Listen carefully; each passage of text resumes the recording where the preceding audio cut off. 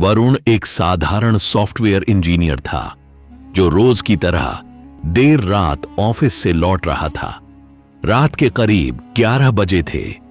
थकान से चूर वो लिफ्ट से अपने फ्लैट की ओर जा ही रहा था कि अचानक उसका मोबाइल बजा।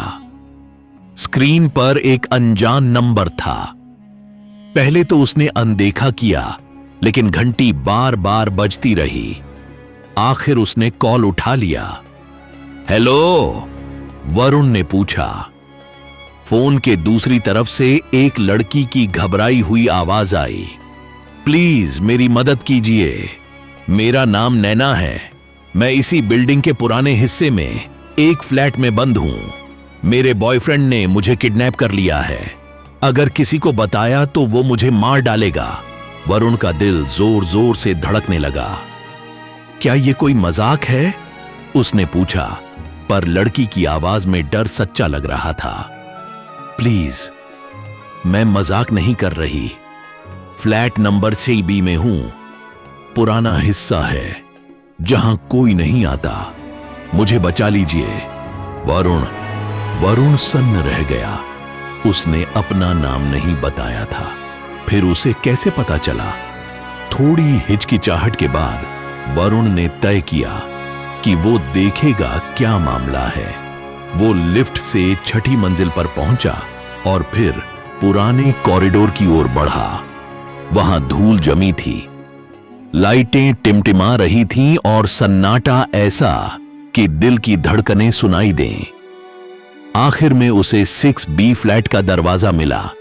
दरवाजा बंद था, लेकिन अंदर से कुछ खटकने और सिसकने की आवाजें आ रही थीं। उसने धीरे से दरवाजा खटखटाया। कोई जवाब नहीं। फोन में नेटवर्क नहीं था, पुलिस को कॉल नहीं कर सकता था। और फिर अचानक एक हल्की सी चीख। अब वरुण ने बिना सोचे दरवाजा जोर से धक्का मारकर खोल दिया। अंदर अंधेरा था, एक टूटा फूटा कमरा, पुरानी बदबू, और जमीन पर एक मोबाइल पड़ा था। वही नंबर जिससे कॉल आया था। जैसे ही उसने फोन उठाया, उसमें एक रिकॉर्डिंग अपने आप चलने लगी। अगर कोई ये रिकॉर्डिंग सुन रहा है तो समझ लेना मैं मर चुकी हूं। उसने मुझे मार डाला। मेरा नाम नैना था और मेरा कातिल इसी बिल्डिंग में है।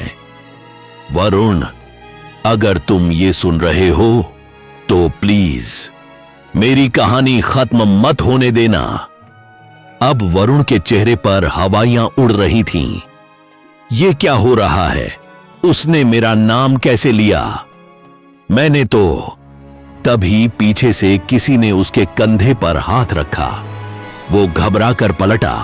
सामने बिल्डिंग का चौकीदार खड़ा था। क्या कर रहे हो यहां?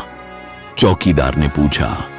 वरुण ने कांपती आवाज में कहा, यहां एक लड़की फंसी हुई थी। नैना नाम था उसका। चौकीदार की आंखें सिकुड़ गईं।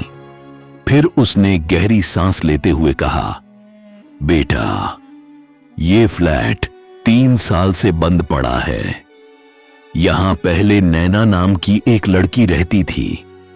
उसी के बॉयफ्रेंड ने उसका कत्ल कर दिया था। पुलिस ने लाश इसी कमरे से बरामद की थी।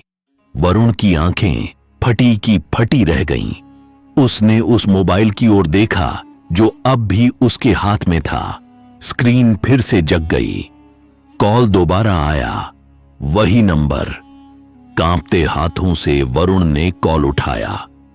वरुण, वही डरावनी आवाज दोहराई गई। तुमने मेरी आखिरी कॉल सुन ली। अब मेरी अधूरी कहानी पूरी करो।